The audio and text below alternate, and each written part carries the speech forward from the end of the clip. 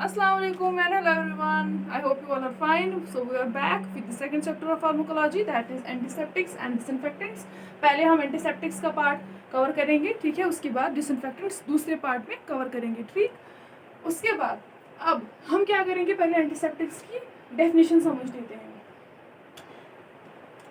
पे अटेंशन, ठीक, देखो, chemical agents, these are chemicals, antiseptics are chemicals जो क्या करते हैं, हम लिविंग टिश्यू पे अप्लाई करते हैं। हमने लिविंग टिश्यू पे किसी चीज को अप्लाई किया ताकि उसको या तो मार सके या तो इनहिबिट कर सके उसकी ग्रोथ को। फॉर एग्जाम्पल, मैंने अल्कोहल बेस्ड हैंड रब यूज किया अपने हैंड पे, मेरे इस हाथ को कुछ होगा नहीं, टिश्यूज को कोई डैमेज नहीं होगा, बट जो जर्म्स होंगे, जो भी वहाँ पे माइक्रोब्स होंगे, वो मर जाएंगे। ये होता है एंटीसेप्टिक, ठीक है। एंटीसेप्टिक यानी कि वो केमिकल एजेंट जो हम यूज करेंगे लिविंग टिश्यू पे। My hand is a living tissue, right, it's made of cells, to kill और to inhibit the growth of microbes without causing significant tissue damage. यानी कि यहाँ पे सिग्निफिकेंट टिश्यू डैमेज नहीं होगा। जो भी टिश्यू होगा, चाहे वो म्यूकोसा है, आपका म्यूकोसा है, चाहे आपका और कोई टिश्यू है, आप यहाँ पे जिस जगह पर भी एंटीसेप्टिक को यूज़ करोगे उधर कोई डैमेज नहीं होगा, बल्कि वहाँ पे क्या होगा, वो आपके एक अच्छे दोस्त की तरह वहाँ पे जाकर आपको डैमेज नहीं करके आपके जो वहाँ पे माइक्रोब्स होंगे उसको वहाँ से हटा देगा, ठीक। अब क्लासिफिकेशन, अब इसमें कौन कौन से आते हैं। पहले आता है halogens, alcohols, phenolic compounds, biguanides, dyes and acids या अल्कलीज। पहले हेलोजेंस को समझते हैं। देखो, हेलोजेंस उसमें आता है आयोडीन, पोविडीन, आयोडीन, ठीक है, ये दो उसमें आते हैं। रूट क्या है, टॉपिकल, ओब्वियसली आप इसको, it's not for internal use, right, ठीक है, ये एक्सटर्नल यूज के लिए है। रूट क्या है, topical, you will apply iodine. हम लगाएंगे कहाँ पे, जैसे कि वाउंड क्लीन करना होगा, आपने देखा होगा हॉस्पिटल में जब भी वहाँ पे वाउंड ड्रेसिंग होती है तो आयोडीन से उसको वॉश करते हैं, राइट, तो वही वाउंड की क्लीनिंग में और भी जगह पे हम आयोडीन को यूज़ करेंगे, ठीक है।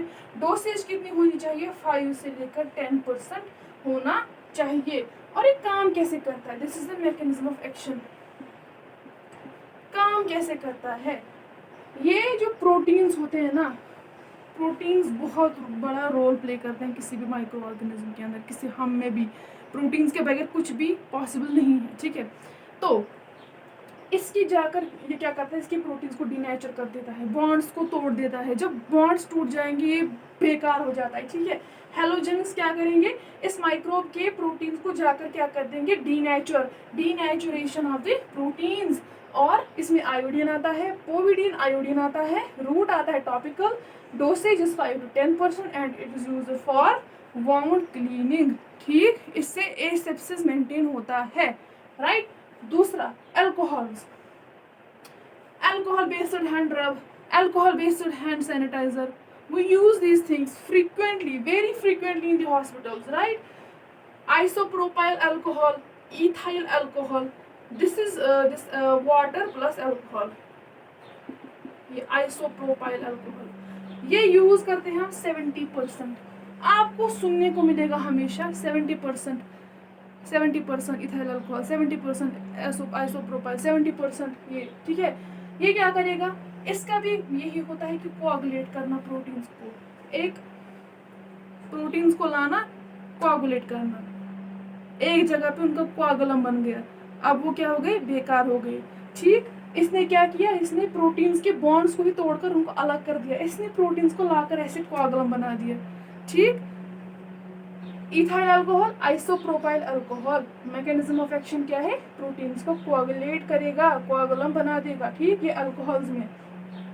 फिनोलिक कंपाउंड्स सुनते हैं हम, फ्लोर को साफ करने के लिए फिनाइल का यूज करते हैं, वो भी इसी में आता है, वो फिनॉल्स में आता है, वो एक फिनोलिक कंपाउंड होता है, ठीक है। देखो उसमें क्या आता है, क्रिजोल आता है, लाइजोल सुना होगा आपने, एड में आता है ना लाइजोल, फिनाइल, है ना, हेक्साक्लोरोफीन आता है। इसकी जो हम स्ट्रेंथ लेंगे या हम इसकी जो परसेंटेज लेंगे ना, जब हमें यूज़ करना होगा एज एन एंटीसेप्टिक, तो क्या करना होगा, हमें 0.5 से लेकर 3% तक हम यहाँ पे यूज करते हैं। ठीक, काम कैसे करता है? ये जो बैक्टीरिया है, जो भी ये माइक्रोब है, अभी ये इस इंसान के लिए डेंजरस है। बच्चा है, फ्लोर पे खेल रहा है, चीज़ें उठा रहा है, ऐसे मुंह में डाल रहा है। जब तक आप फ्लोर साफ नहीं करोगे तो क्या ऐसे मतलब यहाँ पे काम कैसे होगा? जब हम फ्लोर साफ करते हैं तो वहाँ पे जो भी माइक्रोब पड़ा हुआ है ना, ठीक है, जो भी वहाँ पे कमीने पड़े हुए हैं, क्या करता है, ये उनकी सेल मेम्ब्रेन को इस तरह से डिसरप्शन कर देता है, उनकी सेल मेम्ब्रेन की बेकार। इसका सेल मेम्ब्रेन खत्म, ये खत्म, इसकी प्रोटेक्शन थी सेल मेम्ब्रेन, अब ये नहीं रहा तो बैक्टीरिया माइक्रोब ये नहीं रहेगा।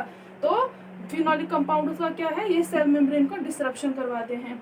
ठीक, अब उसके बाद क्या है, बिगोनाइड्स। इसमें आते हैं क्लोरहेक्सिडीन ग्लूकोनेट। देखो इसकी स्ट्रेंथ क्या होती है, 0.5 से लेकर 4%। स्ट्रेंथ याद रहे ना रहे कोई मसला नहीं है, लेकिन एग्जाम्पल्स और मैकेनिज्म ऑफ एक्शन फार्मा में ये दो चीज़ें ज़रूर याद रहनी चाहिए। मतलब क्लासिफिकेशन तो रहेगी, आपको क्वेश्चन आएगा, you have to define first. आपको एंटीसेप्टिक्स की पहले डेफिनेशन लिखनी होगी, फिर क्लासिफिकेशन इस तरह से करोगे तो जो है एग्जामिनर मतलब will get impressed by this. मैं खुद ऐसे करती हूँ अभी पेपर्स में, ऐसे क्लासिफिकेशन लिखनी होती है अलग से, फिर अलग से आपको मेन इंपॉर्टेंट चीज़ डोसेज याद नहीं रहेगी कोई मसला नहीं है, but if you remember the mechanism of action and the examples you are good to go, काम हो जाएगा आसान से। ठीक है, कोई मसला नहीं है। फिर अब देखो क्या करते हैं, क्लोरहेक्सिडिन का क्या आता है, माउथ वॉश आता है। ये बैक्टीरिया के सेल मेम्ब्रेन को अगेन क्या करेगा, डिसरप्ट करेगा। हेलिटोसिस होता है, बैड ब्रेथ होती है, जिंजिवाइटिस होता है ना। माउथ जो है ऑरल केयर में जो भी इसमें जो भी कोई डिजीज़ आती है, डिफेक्ट्स आते हैं, जो भी जैसे कि बैड ब्रेथ है वगैरह वगैरह, माउथ वॉश जब हम यूज़ करेंगे ना, यहाँ पे क्लोरहेक्सिडिन ग्लूकोनेट और दूसरा आता है इसमें क्लोरहेक्सिडिन अलग से, इसको हम यूज़ करेंगे। देखना आपके घर में पड़ा हुआ होगा, क्लोरहेक्सिडिन होता है माउथ वॉश। जब उसको यूज़ करते हैं एक अच्छा सा मतलब कोई भी बैक्टीरियल इन्फेक्शन हो वो ख़त्म होता है, बैड ब्रेथ होगी उसकी वो प्रॉब्लम ख़त्म हो जाती है। ठीक है, राइट, हो गया बिगोनाइड्स। देन उसके बाद डाइज आते हैं। कुछ डाइज भी ऐसे काम करते हैं, कुछ dyes, gentian violet, methylene blue. Gentian violet, methylene blue कितनी डोसेज में लेंगी, 0.5 के से लेकर 1%। कैसे काम करेगा, उससे पहले देखो ये जो डाइज है ना, डाइज, इनका काम करने का तरीका, ये किस किस चीज़ में यहाँ पे काम आएंगे।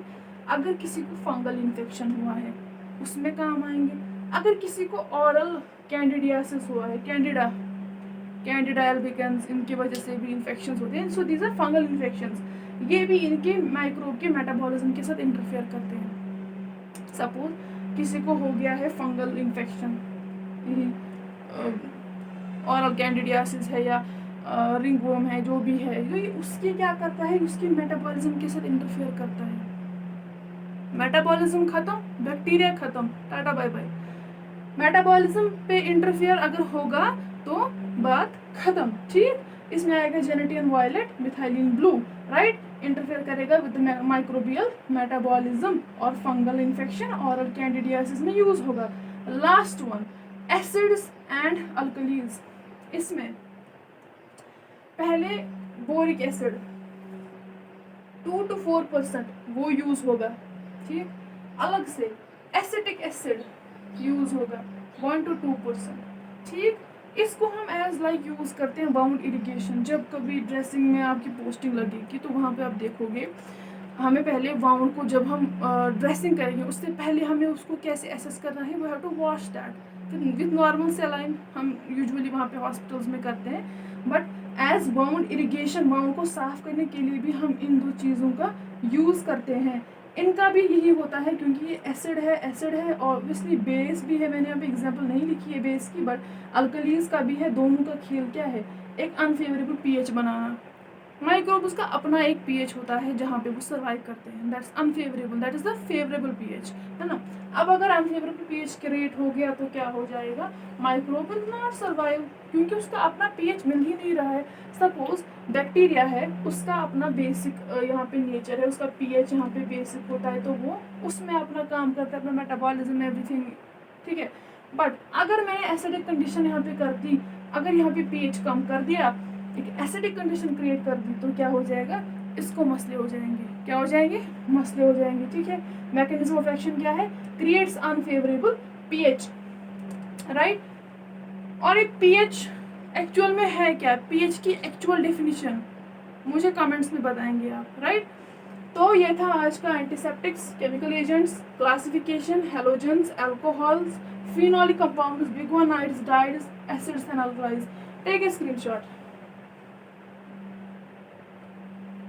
उठा लिया, ओके। तो नेक्स्ट पार्ट में हम देखेंगे डिसइंफेक्टेंट्स, सेम यही है, बस थोड़ी सी डिफरेंस है और थोड़ा इसमें क्लासिफिकेशन का थोड़ा सा एक्स्ट्रा होगा, बाकी कुछ नहीं। So this was all about today's lecture.